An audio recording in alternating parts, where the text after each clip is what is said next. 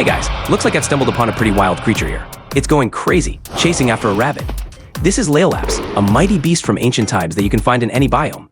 Its arms have shrunk to tiny forelimbs, so it mainly relies on its powerful jaws to rip apart its prey. Kind of like a T-Rex from the Jurassic era. Alright, let's see what this beast can do. It's charging at us now. You can see it circling, treating us as its next prey. And then when we least expect it, it lunges to bite. Sometimes it even uses its legs to leap high for a stomping attack. As the battle goes on, Laelaps will jump high into the air when its health is low, then dive down like a missile. When it lands, there's a small explosion that wrecks the terrain and sends anything nearby flying. You can tell it's getting angrier as its health drops, with red bubbles appearing on its body. If it hits you with its missile attack, it'll grab you with those huge jaws for a relentless maul, so make sure to press shift to escape. Taking on Laelaps probably means you need full diamond gear, so if you're just starting out, it's best to steer clear. This creature has amazing battle animations. If you want to add some excitement to your Minecraft world, Laelaps is a great choice. Just be careful not to disturb it while it's hunting, unless you want to be its next meal. I know many of you are faithful fans of infection mods, but here, I bring you something a bit different. Necro-Rooted introduces a type of flower to Minecraft called Necro-Blossoms. Necro-Blossoms are dangerous flowers that, as they fully mature, open up their inner parts, which contain sharp teeth, dispersing spores into the air to drift with the wind. These spores then fulfill their mission by traveling with the wind to their destinations, the creatures of the overworld. Once they detect nearby living beings, these spores see them as hosts. They attach to them, lying in wait for their chance to bloom again. 1 second, 2 seconds, 3 seconds. As time passes, the flower buds eventually take complete control over the host's body, causing vines to sprout from them. Yes, they go completely mad.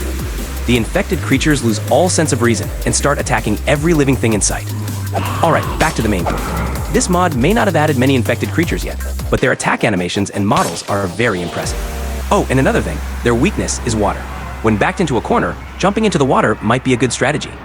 If you wish for the flora in your world to carry a bit more risk, then this mod is definitely worth a try. Hey guys, I'm sure many of you from Brazil will love this. I found a mod that adds mythical creatures from Brazilian folklore. First up is Saci Pererê, a mischievous little creature with dark skin and one leg, known for throwing things and scaring travelers. They wear red hats and can often be found haunting bamboo forests. One of their unique traits is turning into whirlwinds when they jump or run. To catch them, you'll need to use a sieve. Once trapped, they'll try to escape quickly, so you need to act fast. You can keep them contained by using a bottle on them, ensuring they can't get away. Now, let's head over to the swamp with Saci in tow. The swamp is home to Cuca, a mysterious creature that looks like a crocodile and is willing to trade with us. All we have to do is offer some valuable items. If we give him the heads of various creatures, Cuca will use his mysterious magic to resurrect them. We can also hand over the Saci we've captured in a bottle, and in return, he'll give us a little red hat that boosts our luck and jumping ability. However, Cuca is neutral. If we provoke him, he won't hesitate to retaliate, so it's best not to irritate this elegant crocodile. Capolobo is a mythical hybrid creature, combining the upper body of an anteater with the lower body of a human, complete with sharp claws and a distinctive snout. Known as a fierce protector of the forest, Capolobo defends its territory against any intruders. This creature has a unique ability to suck blood and is skilled at slashing with its sharp claws when facing adventurers, protecting the forest it calls home. If we manage to defeat it in battle, it drops its teeth, which can be crafted into a special scythe. This scythe allows us to siphon life force from targets, granting a regenerative effect that enhances our survivability in future encounters. The Mapinguari is a mythical creature found in sparse jungles, known for its single eye and rarity. It's a fearsome opponent, with the power to shatter rocks and knock us back during combat. Interestingly, its face is located on its chest, and it prefers punching as its primary attack method. Defeating the Mapinguari grants us its eye and fangs, which can be used to craft a special helmet that provides complete immunity to knockback effects. This means we can stand firm even when facing strong opponents. There's also another version of the helmet that offers immunity to sleep effects, which is especially useful against characters like witches. This can be crucial in battles, ensuring we stay in control and ready for anything. The final creature is the Headless Mule, which roams near cottages on the plains. It looks like a fiery warhorse and is skilled in using charging attacks to strike nearby creatures, including adventurers.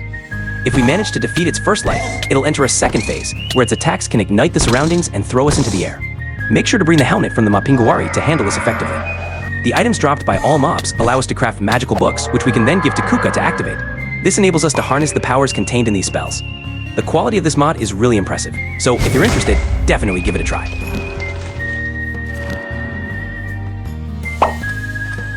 Okay guys, check out if my attacks have changed.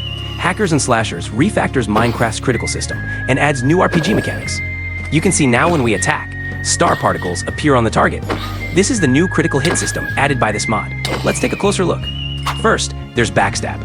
Now, if we attack a target from behind, it will show us being backstabbed. You'll notice a skull appearing above their head, indicating that hits from the back cause more damage than frontal attacks, perfect for players who like to sneak up on their enemies. We can also use weapons to block by right-clicking. If you press the block key, you'll be in a defensive state for 0.75 seconds, reducing damage taken by 25%. Moreover, if the target's current health is lower than the parrying player, they'll be stunned for 3 seconds. Stunned enemies take 1.5 times more damage. Well, it also adds a headshot system. If our projectiles hit the target's head, they now deal double damage. This is great news for archers who have skills with long-range shots. Finally, there's a stealth system. When we sneak through bushes, shrubs, or dark environments, a small eye icon appears over our head, meaning that mobs are less likely to detect us. If you're good at using the environment, hide in the shadows and deliver a fatal blow. If you have an RPG mod pack, consider giving this excellent mod a try. Sometimes it feels like Minecraft could use some more enchantments for shields. Well, Shield Surf has got you covered with some cool new options. First up is Shield Surf. It lets you glide across flat ground using your shield, almost like surfing. If you want to pull off some cool tricks, just hold down the spacebar to charge up, similar to shield surfing in Zelda. Then there's Aegis, which completely frees up your hands. It blocks damage for you, but you need to keep it in a quick slot since it has a cooldown. Using a shield can slow you down, so if you want to add some excitement, Rapid is a good choice. Orbit is another favorite. Right-click to summon disposable shields that orbit around you, automatically blocking damage. These shields don't have durability, they break based on the number of hits they take, not the damage amount. Finally, there's Rebound. If someone's using ranged weapons, Rebound reflects all projectiles back at them. Each enchantment has its unique mechanism, and if you feel the game's shields are too basic, these are definitely worth trying out. Alright, calling all Jedi Knights and Sith Warriors. I found a data pack that makes Create Sabers and EpicFight work together. This pack lets you change the attack moves of lightsabers from Create Sabers to match the weapon styles in Weapons of Miracles. With these enhancements, the brass saber now fights like the Ruiner from Weapons of Miracles. Each strike comes with that iconic lightsaber hum. The double brass saber's attacks are now a mix of a gun and staff. You can hold the attack button to spin or quickly displace enemies. In short, this data pack really amps up the lightsaber battles. If you're a big fan of Create and EpicFight, this pack can help you become an even stronger Jedi or Sith. Hey everyone, there's a wyvern spotted over in the Badlands. With the latest update from threatening mobs, they've added this incredible dragon that you can find roaming around the Badlands or the basalt biomes in the Nether. The wyvern has a pale, almost ghostly appearance. It soars high above the desolate landscape, spreading its massive wings against the backdrop of wide skies and drifting clouds. Its scales shine in the sunlight, casting an impressive shadow over the desert below. Watch out, it can spit fireballs that explode on impact.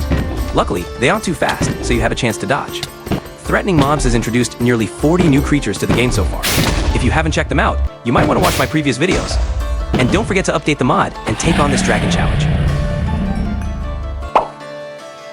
Hey everyone, remember Gunscraft Adventurer's Arsenal?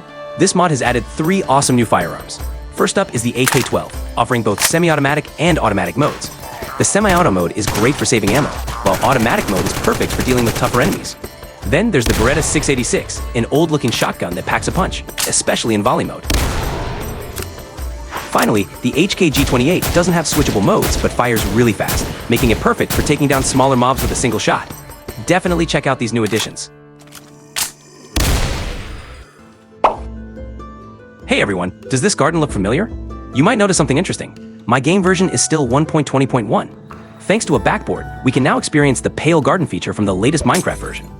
For those of us sticking with version 1.20.1, this is great news. Now we can dive into this eerily beautiful garden and play a deadly game of hide and seek with the Creaking. Plus, the Creaking has received some upgrades, making even hostile mobs like Pillagers, Vindicators, Evokers, and Illusionists afraid of them. So if you're still on version 1.20.1, don't miss out on this thrilling garden adventure.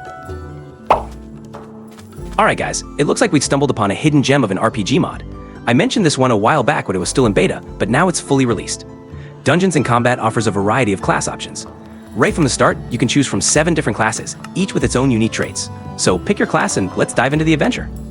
Across the world, you'll now find various new structures and dungeons, mostly in the overworld, but there are some impressive ones in the Nether too. The total count has reached 10, each filled with mobs that fit the local theme. Explore, battle, and loot them.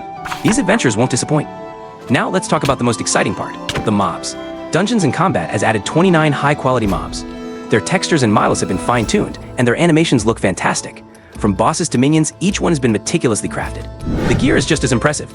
You'll find Knight, Mage, and Rogue sets, either by defeating corresponding mobs or by crafting and upgrading them. Remember to use Better Combat. All the weapons work seamlessly with it, enhancing your combat experience.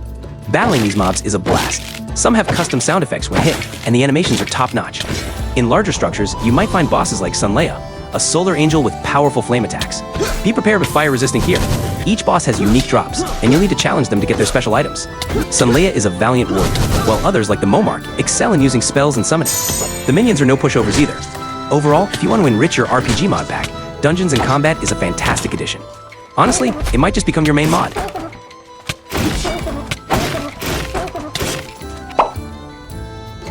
Mobo Structures is a pretty straightforward data pack that brings in 9 cool and exciting structures to Minecraft. You've got simple builds like the Pillager Watchtower and Dragon Fossil, and then there are the bigger, more intricate ones like the Mayan Temple and Pillager Fortress. Even though there aren't a ton of structures, it's obvious the creator put a lot of thought into them. Each one adds a unique touch to the game, making exploring the overworld even more fun.